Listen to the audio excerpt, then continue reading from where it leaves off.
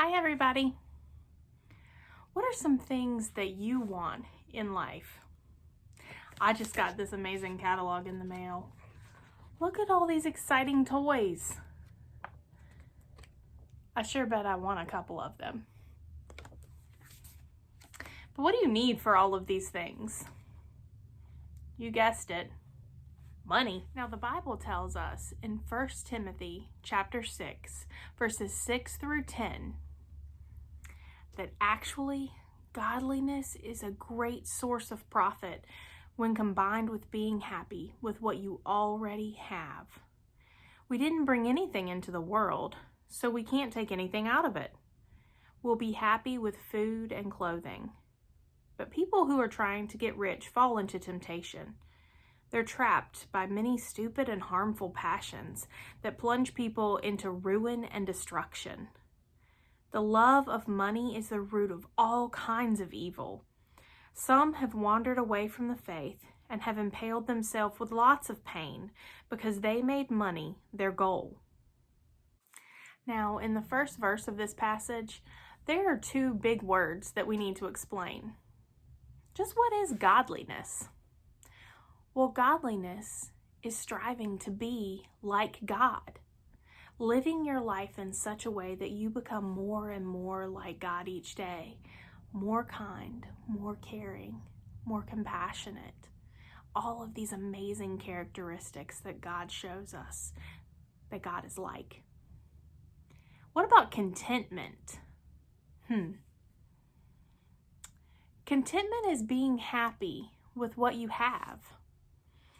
You don't live wanting everything that you hear or see or look through a catalog about. Instead, you're satisfied with what you already have.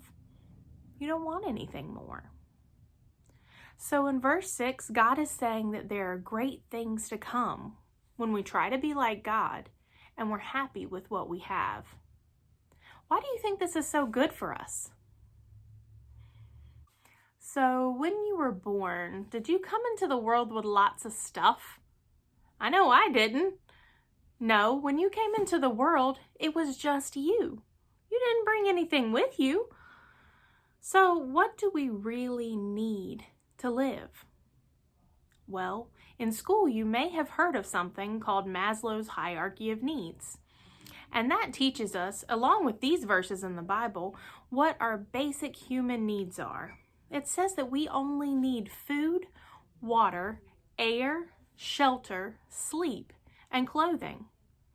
We should be happy if we have these things because they're all the things that we really need.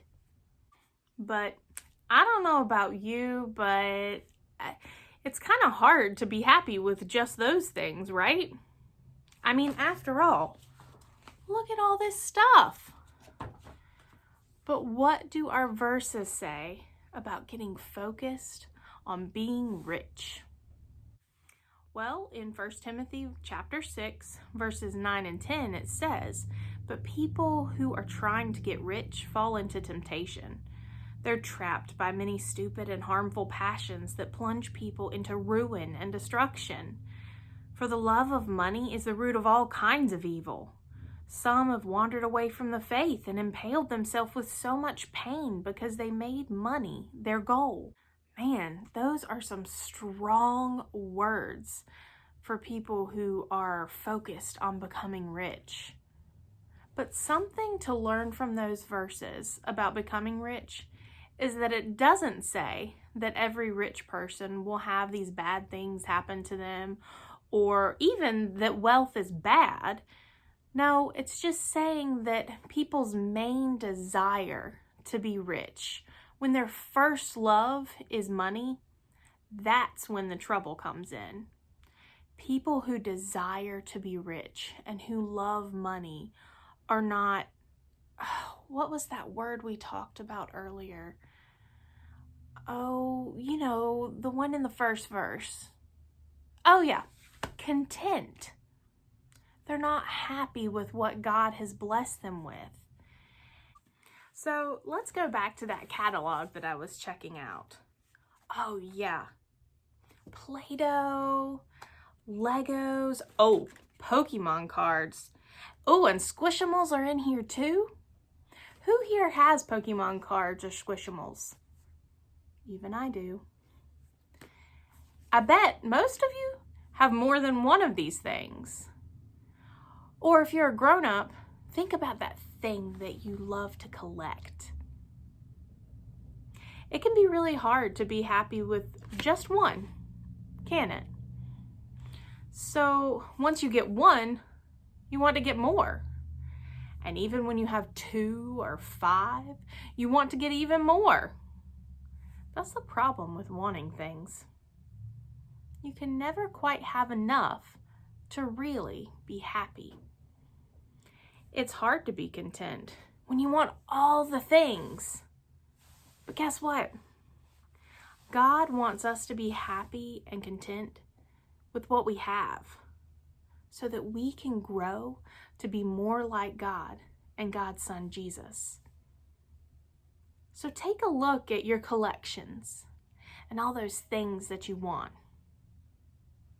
And then wonder, do you know someone who isn't able to have as much as you?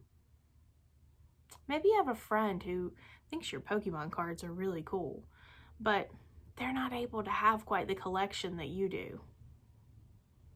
What if we share our riches with others and figure out a better way to be content with everything that we have been given and blessed with?